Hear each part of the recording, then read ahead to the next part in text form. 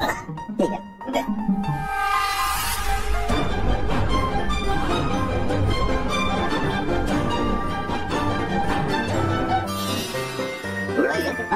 तुम्ही पण फुलं लावणार? हो म्हणजे काय, तुम्हीच म्हणालात ना प्रतिमाबद्दल डबल प्रेम.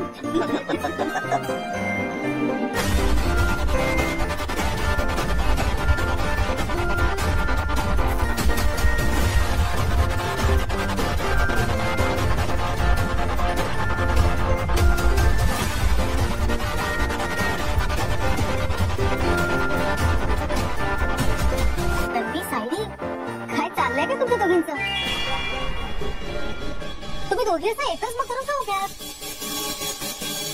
तसं ना मी सायलीला मदत करण्याचाच प्रयत्न करते. किती काम करते ना बिचारी, दबली म्हणून म्हटलं उगाच कशाला पायऱ्यावर चढत जाते, मी घेऊन जाते अर्जुनसाठी कॉफी दे. तर दे. अगं नवऱ्यात आता पायऱ्या चढून गेला ना तर थकायला नाही होत. आणि तसे प्रतिमाच्या सेवेतून सायली आता कुठे मोकळी झाले, तेव्हा तिला अर्जुनशी थोडा वेळ बोलून देशील की नाही?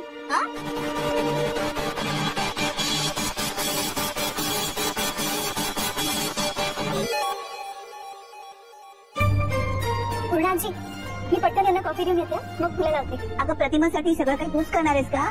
आम्हाला काहीतरी करू दे ना. आलेच.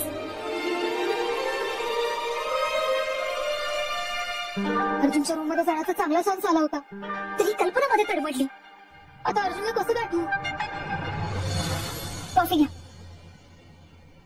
मिसेस सायली, मी कधीपासून तुमच्याशी बोलण्याचा प्रयत्न करतोय, पण तुम्हाला वेळच नाहीये. माझ्याकडे वेळ नाहीये की प्रियाला बघून तुमच्याकडे असलेला वेळ संपून जातोय? आता मी काय केलं? तुम्ही तिला अलिबागला नेऊन जे डोक्यावर बसवलात ना, त्याचे परिणाम आता दिसायला लागले. घरात लुडबुड करण्याचा परवाना कोणी दिला गेला? आता मी तुमच्यासाठी कॉफी घेऊन येत होते, तर आली आडवीमध्ये आणि काय म्हणे, अर्जुनची कॉफी मी घेऊन जाते ना. मी म्हणते मुळात तिला ह्या खोली देण्याची परवानगी दिलीच कोणी? बापरे, यांना तर मी कॉफी घेऊन या रूम मध्ये आलेली चालत नाहीये. मग काल रात्रीचं ऐकल्यावर त्या काय करतील? अहो, मला तुमच्याशी थोडं बोलायचंय. काय आता सोना, लवकर बोल. तुम्ही आपल्याच घरात चोरी केली, तुम्हाला काहीच वाटलं नाही? भाऊजी आपल्यासाठी इतकं करतात आणि तुम्ही त्यांनाच दगा दिलात. आता हिचा इमोशनल ड्रामा सुरू होणार. नाही नाही नाही नाही, तो आधीच कापून काढायला पाहिजे.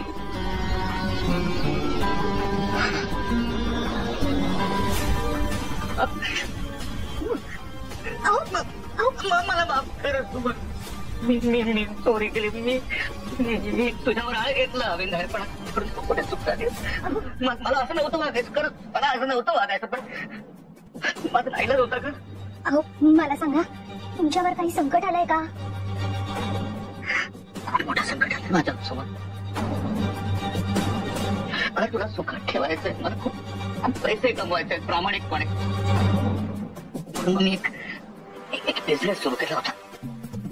पण काय? पण माझा जो पार्टनर होता तो सगळं भांडवल घेऊन पडून गेला. आता तो इन्व्हेस्टर माझ्या मागे लागलाय. माझी जबाबदारी ना सगळे पैसे परत करण्याची. तो म्हणतो पैसे परत दे नाही तर जीव घेईन तुझा.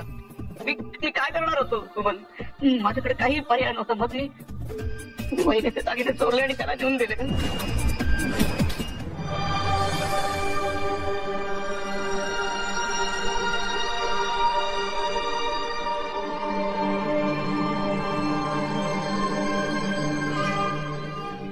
मी प्रतिमाशी बोलू का? चालेल का तिला? पण प्रयत्न करायला हवा.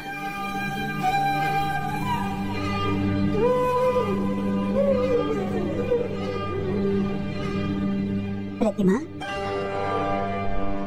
साडी बदललीस? असू दे असू दे.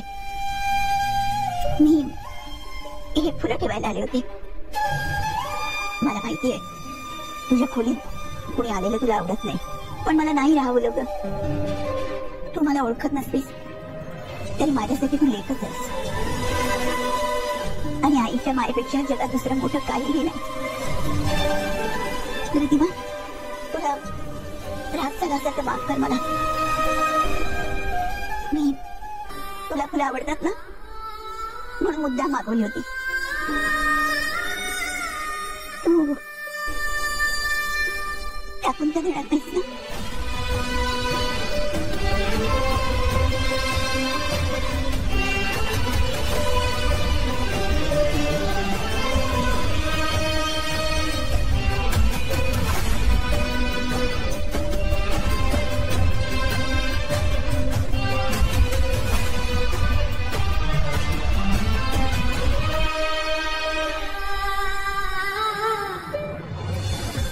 अहो पण तुम्ही हे भाऊजींना का नाही सांगितलं? त्यांनी दिले असते पैसे तुम्हाला. हे समज नाही, दादा कधीच मला मदत नाही करणार. लहानपणापासून असंच वागत आहे. मी नेहमी चूक केली ना, तो कधी माझ्या पाठीशी नाही थांबत. नेहमी मला ओरडतच राहिलं. तो खूप चिडला असता, मी नाही बोललो त्याला. पण बहिणी परत आल्यावर मला माझी चूक समजली. मला हे सहजच नाही झालं की वहिनीकडे तिचे दाखिले नसणार. मग मी परत त्या इन्व्हेस्टरकडे गेलो. त्याच्या हातापाया पडलो, वेळ पडली म्हणून भांडलो त्याच्याशी. म्हटलं मला हे पाप नाही करायचं, मला माझ्या वहिनीचे दागिने परत दे. मला मारलंच तरी चालेल, पण मला माझे दागिने परत दे. मी दागिने परत आणले आणि दादाला दिले. तुम्ही असं जीव जाण्या देण्याचं बोलू नका हो. तुम्हाला ते इन्व्हेस्टरला पैसे द्यायचेत ना, आपण करू काहीतरी. मला माझ्या बाहेरून पैशाची मदत नक्की मिळेल. तू करणार? का नाही करणार, नक्की करेल. पण तुम्ही असं अभद्र काहीतरी बोलू नका.